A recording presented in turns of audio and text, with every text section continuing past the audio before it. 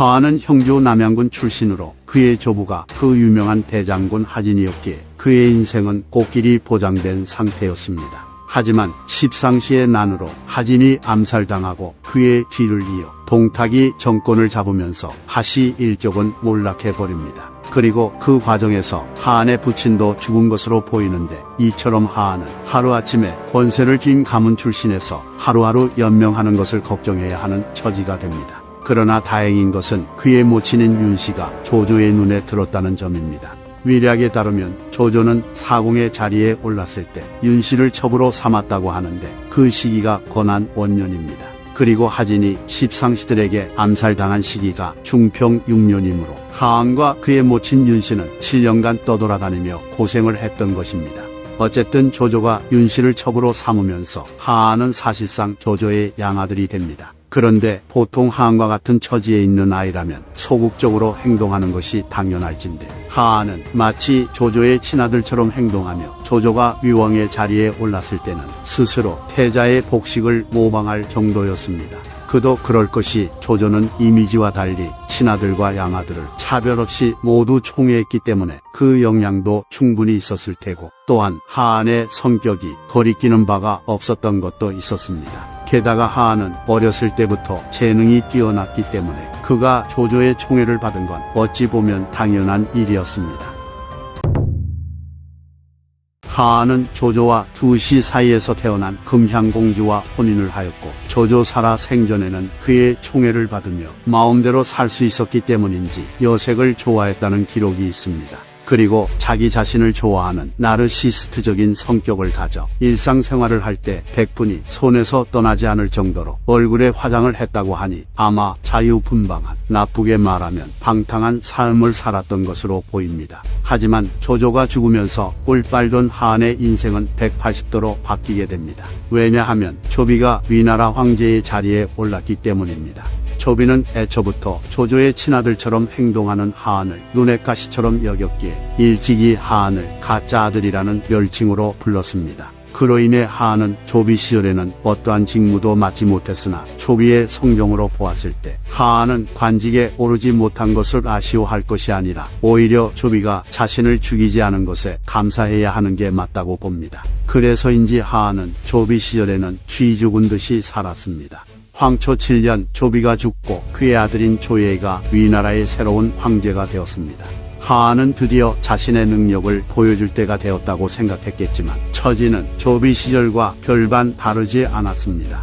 물론 조금 달라진 점은 있었습니다. 그것은 그가 관리에 임명되었다는 것인데, 그러나 형식상 그랬을 뿐 그가 임명된 관직은 직무가 중요하지 않고 할 수 있는 게 없는 자리였습니다. 그래서 시간이 남아돌았던 하한은 자신의 재능을 뽐내기 위한 외부 활동을 하고 여러 명사들과 교류를 하며 지냅니다. 그런데 하한 등의 인기와 명성이 너무 높아지는 바람에 이들은 황제인 조예에게 지키게 되었고, 이에 조예는 하한 등이 실속은 없고 겉만 화려하다 하여 그들 모두를 배척하였으니, 하한은 조예 시절에도 자신의 능력을 펼칠 기회를 가지지 못했습니다.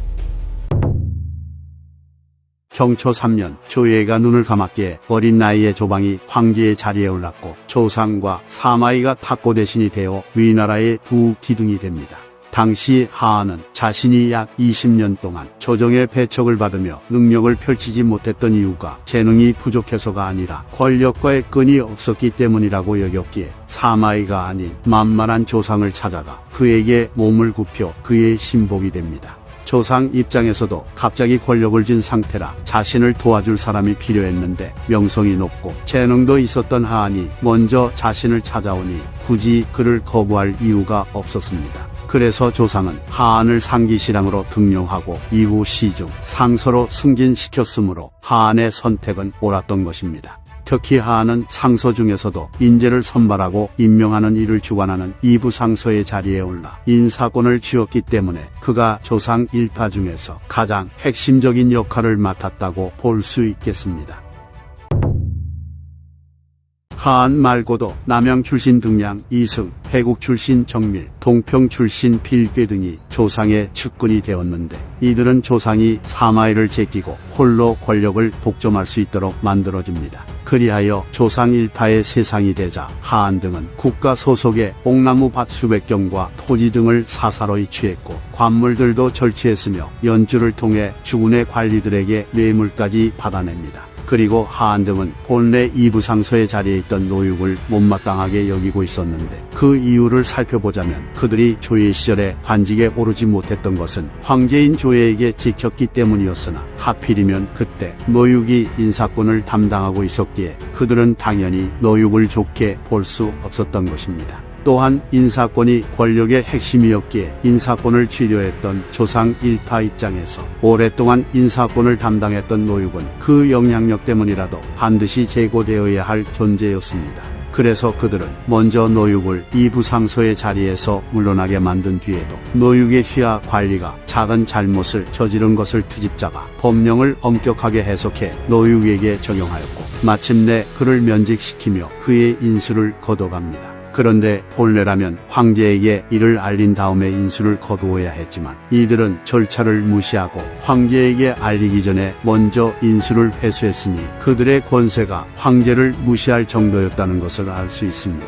이처럼 하한 등은 형벌을 함부로 이용해 정적이나 자신을 비판하는 사람들을 제거해 나갔습니다. 이 외에도 하한 등은 태후의 거처를 영령궁으로 옮기도록 해 조정에서 전행을 일삼을 수 있는 환경을 만들었고 여러 제도를 자기들 마음대로 고쳤기에 조상 일파에 대한 여론은 날이 갈수록 나빠졌습니다. 이로 인해 당시 사람들은 하한과 등량과 정밀이 경성을 어지럽히네 라는 노래를 불렀습니다. 월량이라는 자는 마음이 곱고 굳으며 학문과 덕행이 있었는데 그는 하한과 등량 등을 미워하여 글을 지어 그들의 만행을 논함으로써 황제에게 간언을 했습니다. 위나라 중신 왕랑의 아들인 왕숙은 태위 장제, 대산왕 환봉과 함께 당시 정책에 대해 논하다가 정색하면서 이 무리들은 바로 홍공, 석경과 같은 부류이니 또 말할 게 있겠습니까? 라고 말하며 조상 일파를 비난했는데 홍공과 석현은 전한 11대 황제인 원제 시절의 황관이자 간신들이었습니다. 부자에 따르면 부하는 친구인 순찬에게, 하평숙은 시문함을 말하지만 체면을 중시하고 말솜씨는 좋으나 진실함이 없으니 이른바 말 잘하는 입으로 나라를 뒤집을 사람이요 라고 말하며 하한을 비판했습니다. 그리고 부하는 하한이 이부상서로 임명되자 조상의 아우인 조희를 찾아가 하평숙은 겉으로는 조용하지만 속으로는 교활한 수단을 쓰고 이득을 보는 것을 좋아하며 근본에 힘쓸 생각이 없습니다. 나는 하한이 필시 먼저 그대 형제들을 현혹시켜 어진 사람들이 장차 멀어지고 조정이 황폐해질 것이 두렵습니다. 라고 조언합니다. 이후 왕숙과 부하는 조상 일파를 비난한 이유 때문에 꼬투리를 잡혀 관직에서 물러나게 됩니다. 위말전에 따르면 하한의 아내인 금향공주는 현명했다고 하는데 그녀는 모친인 두씨에게 하한이 악한 행동을 하는 것이 나날이 심해지니 장차 어떻게 몸을 보존해야 할까요? 라고 푸념을 했다고 하며 이에 상황을 잘 알지 못했던 두씨는 웃으면서 너는 하한을 시기해서는 안 된다 라고 답했다 합니다.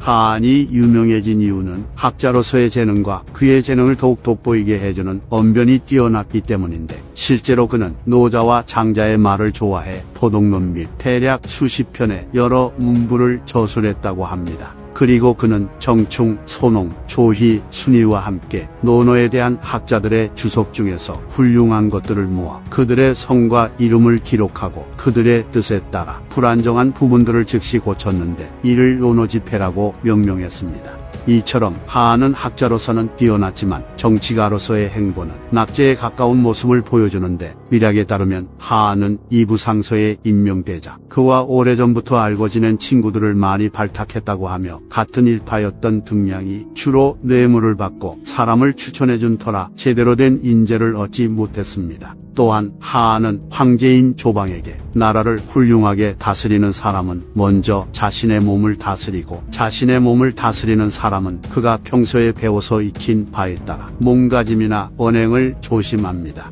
그리고 배워서 익힌 바가 올바르면 곧 자신의 몸도 올바르게 되고 자신의 몸이 올바르면 곧 백성들은 명령을 내리지 않아도 행하고 따르지만 배워서 익힌 바가 바르지 않으면 곧 자신의 몸도 바르지 않게 되고 자신의 몸이 바르지 않으면 곧 백성들은 아무리 명령을 내려도 따르지 않을 것입니다. 그러므로 군주가 된 자는 교제를 함에 있어 반드시 상대가 올바른 사람인지를 가려야 하고 관람을 함에 있어 반드시 올바른 형상인지를 살펴야 하고 음란한 소리를 내쫓고 듣지 않아야 하며 아첨하는 사람을 멀리하고 가까이 두지 않아야 하니 그러한 뒤에야 사악한 마음이 생기지 않아 올바른 도리를 넓힐 수 있습니다. 라는 조언을 했는데 하한 스스로는 조방에게 한 조언과 정반대의 행보를 보였으니 참 아이러니합니다.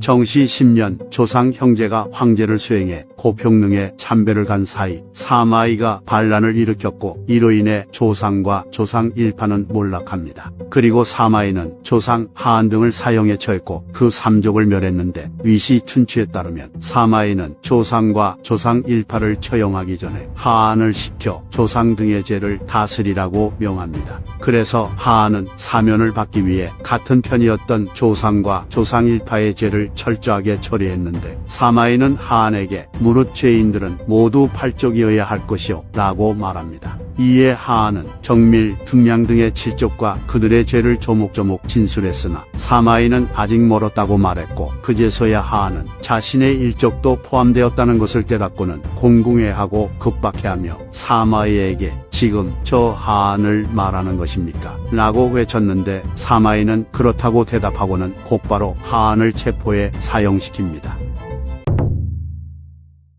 위 말전에 따르면 하한에게는 나이 어린 아들이 한 명 있었는데 사마이는 하한을 죽이고 그의 삼족을 멸하기 위해 사람을 보내 하한의 아들을 잡아오도록 합니다. 그러나 하한의 모친인 윤씨가 하한의 아들을 왕궁 안에 숨긴 뒤 사마이가 보낸 사자의 뺨을 때리며 하한의 아들을 살려달라고 했기에 사자는 돌아가서 사마이에게 이를 상세히 아뢰입니다. 사마이는 하한의 아내인 금향공주의 마음이 아름답고 그녀가 이전부터 하한의 행태를 비판한 것을 듣고 있었으며 그녀의 오빠인 패왕 조림과 친구였기 때문에 특별히 하한의 아들을 죽이지 않고 살려줬다고 합니다. 위시 춘추에 따르면 하한은 하후현과 사마이의 장남인 사마사와 친하게 지냈기에 일찍이 하후현과 사마사를 평가한 적이 있었는데 오직 심오하기 때문에 세상 사람들의 생각을 훤히 통달할 수 있으니 하후태초가 그러하고 오직 기미하기 때문에 천하의 일을 능히 이룰 수 있으니 사마자원이 그러하며 오직 신묘하기 때문에 급하지 않아도 신속했고 행동하지 않아도 도착했으니 내가 그러한 말을 들었지만 그와 같은 사람은 아직 보지 못했다라고 말합니다. 그런데 여기서 웃긴 점은 하한이 마지막에 한 신묘한 사람을 아직 보지 못했다는 말은 신묘한 사람이 바로 자기 자신이기에 그렇게 말한 것이었습니다.